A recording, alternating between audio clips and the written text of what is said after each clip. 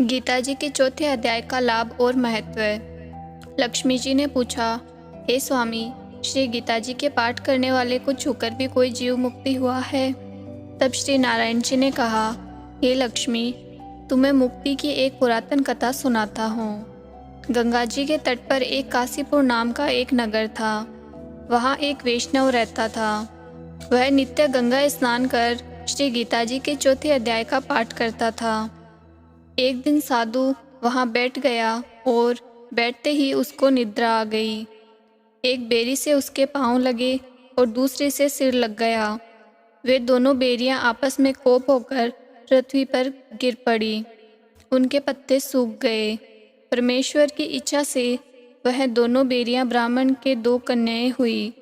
फिर ब्राह्मण के घर जन्म लेकर उन दोनों कन्याओं ने तपस्या करना आरंभ कर दिया। जब वे दोनों बड़ी हुई तो उनके माता पिता ने कहा, हे पुत्रियों, अब तुम्हारा विवाह करते हैं।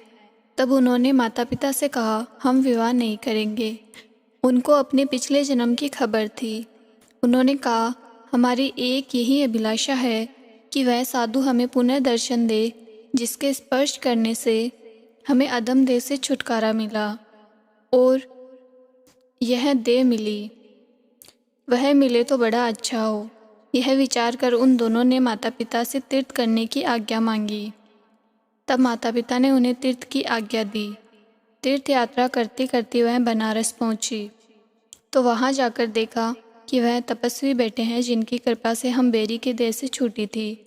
तब उन दोनों कन्याओं ने चरण वंदना की। साधु ने कहा, तुम कौन हो? कन्याओं ने कहा, हम पिछले जन्म में बेरियों की योनि में थी। तब आप बेरियों की छाया तले बैठे। लंबासन होने से एक बेरी आपके चरण लगे और दूसरी बेरी से आपका सिर लगा, तो उसी समय हम बेरी की योनि से मुक्त हो गई। अब हमने ब्राह्मण के घर जन्म लिया है और बहुत सुखी है। आपकी कृपा से ही हमें मोक्ष प्राप्त हुई। तब तपस्वी ने कहा, मुझे उस बात का पता नहीं था। अब आप आज्ञा करें कि मैं आपकी क्या सेवा करूं, क्योंकि तुम ब्राह्मण उत्तम जन्म श्री नारायण का मुख हो। तब उन दोनों कन्याओं ने कहा कि आप हमें श्री गीता जी के चौथे अध्याय के पाठ का फल दे। फल देते ही आकाश से विमान आए और वे दोनों देवी देही पाकर वैकुंठ को गमन किया। श्री नारायण जी ने कहा, हे लक्ष्मी, यह चौथे अध्याय का महात्म्य है।